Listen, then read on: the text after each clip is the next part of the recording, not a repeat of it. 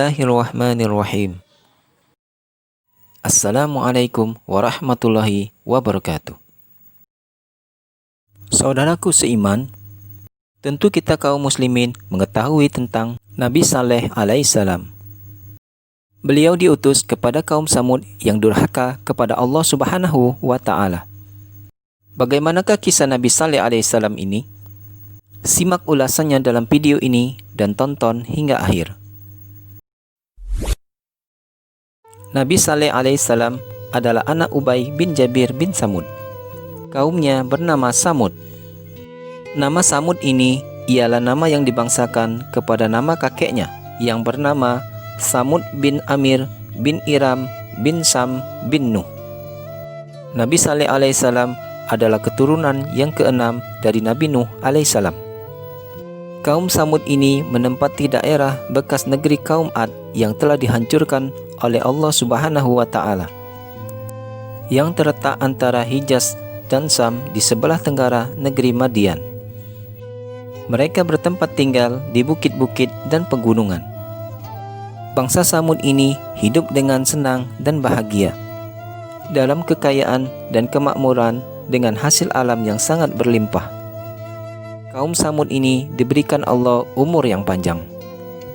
Rumah-rumah serta istana kaum Samud ini sangatlah kokoh dan megah. Kaum Samud ini mempunyai keahlian memahat, sehingga mereka memahat gunung dan bukit untuk dijadikan rumah dan istananya. Kepandaian mereka ini tersebut dalam Al-Quran bahwa kaum Samud merupakan masyarakat yang sangat mahir memahat gunung sebagai rumah dan menjadikan lembah-lembahnya sebagai istana yang sangat megah. Bukti dari kejayaan kaum Samud dapat kita lihat dari peninggalan berupa bangunan yang luar biasa dengan nama Madain Saleh, yang saat ini dikenal dengan Yordania. Setelah hidup dalam kesejahteraan, kaum Samud mulai lupa kepada Allah Subhanahu wa Ta'ala. Mereka berubah menjadi ingkar, tidak bersyukur, dan menyembah berhala, hasil buatan mereka sendiri. Allah Subhanahu wa Ta'ala mengutus seorang nabi dari kalangan mereka untuk membimbing kaum Samud agar kembali ke jalan yang benar. Nabi Saleh alaihissalam berasal dari keluarga terpandang dan sangat dihormati. Di dalam masyarakat, Nabi Saleh alaihissalam dikenal sebagai orang yang pandai, cerdik, tangkas, rendah hati, dan ramah kepada setiap orang. Nabi Saleh alaihissalam menyeru kepada kaumnya supaya menyembah kepada Allah Subhanahu wa Ta'ala yang esa, tidak ada sekutu baginya. Dia yang menghidupkan dan yang mematikan. Dia yang melimpahkan rahmatnya dan nikmatnya dalam hidupmu, dan berbaktilah kamu kepadanya. Allah berfirman di dalam Al-Quran yang artinya, dan kepada Samud kami utus saudara mereka Saleh. Saleh berkata, hai kaumku, sembahlah Allah, sekali-kali tidak ada bagimu Tuhan selain Dia. Dia yang menciptakan kamu dari bumi, tanah, yang menjadikan kamu kemakmuran. Karena itu mohonlah ampunannya. Kemudian bertobatlah kepadanya. Sesungguhnya Tuhanku amat dekat, rahmatnya lagi memperkenankan doa hamba-hambanya. Al-Quran Surat Hud ayat ke-61. Kaum Samud mengira Nabi Saleh sedang terkena pengaruh sihir. Mereka menentang Nabi Saleh yang dapat mengeluarkan seekor unta betina dari salah satu batu yang sangat besar. Allah Subhanahu wa Ta'ala terangkan dalam Al-Quran, yang artinya, mereka berkata, sesungguhnya kamu adalah salah seorang dari orang-orang yang terkena sihir. Kamu tidak lain melainkan seorang manusia seperti kami. Maka datangkanlah sesuatu mukjizat jika kamu memang benar termasuk orang-orang yang benar. Al-Quran Surat As-Suara ayat 153 dan 154. Sebagai bukti bahwa Nabi Saleh alaihissalam adalah utusan Allah, kaum Samud ini meminta mengeluarkan mukjizatnya.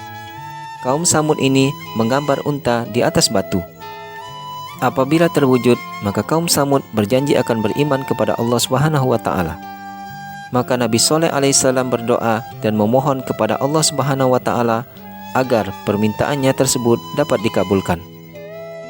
Doa Nabi Saleh alaihissalam dikabulkan oleh Allah Subhanahu wa Ta'ala.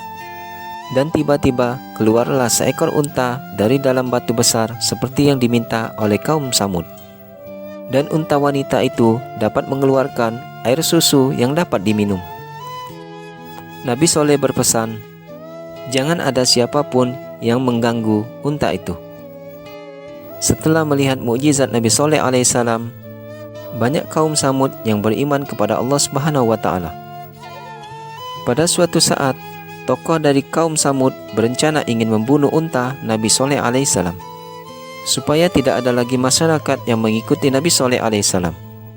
Tokoh dari kaum Samud menyuruh 9 orang yang dipimpin oleh Hidar bin Salib untuk membunuh unta Nabi Soleh alaihissalam. Mereka pun diikuti oleh para wanita yang memeriahkan jalannya acara pembunuhan tersebut dengan bermain musik dan berhias. Ada seorang wanita Samud yang bernama Sodak. Sodak ini adalah wanita cantik dan kaya. Suaminya beriman kepada Allah Subhanahu wa Ta'ala, sedang dirinya tidak beriman. Akhirnya mereka pun bercerai. Setelah bercerai, Sodak ingin dinikahi oleh saudara sepupunya Musrih bin Muhrir. Tetapi dengan syarat saudaranya itu harus bisa membunuh unta Nabi Soleh alaihissalam. Syarat ini pun disetujui oleh Musri. Rencana pembunuhan unta Nabi Soleh alaihissalam ini bahkan menjadi sayembara yang sangat ramai. Khunaizah binti Umay atau istri salah seorang pemimpin kabilah Su'aib bin Amr menawarkan kepada Hidar bin Salib jika ia mampu membunuh unta Nabi Soleh alaihissalam, maka Hidar boleh menikah dengan salah satu dari 4 putrinya. Peserta yang mengikuti sayembara ini pun semakin bertambah. Semula 1 menjadi 7 orang. Pada saat itu, Hidar bin Salib berhasil menebas tubuh unta itu dengan pedangnya. Unta itu pun terjatuh dan unta itu pun disembelih olehnya. Kemudian ia naik ke atas bukit dan meneriaki kemenangannya. Setelah peristiwa ini, azab Allah Subhanahu wa Ta'ala akan semakin dekat. Karena kaum Samud tidak mendengarkan seruan Nabi Soleh alaihissalam untuk tidak mengganggu untanya. Nabi Soleh alaihissalam memberikan waktu tenggang 3 hari untuk mereka. Setelah itu, azab Allah Subhanahu wa Ta'ala akan datang. Pada hari pertama, yaitu hari Kamis, wajah mereka pada saat bangun tidur, wajah mereka menjadi kuning.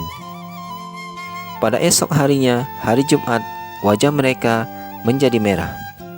Dan pada hari Sabtu, wajah mereka menjadi hitam.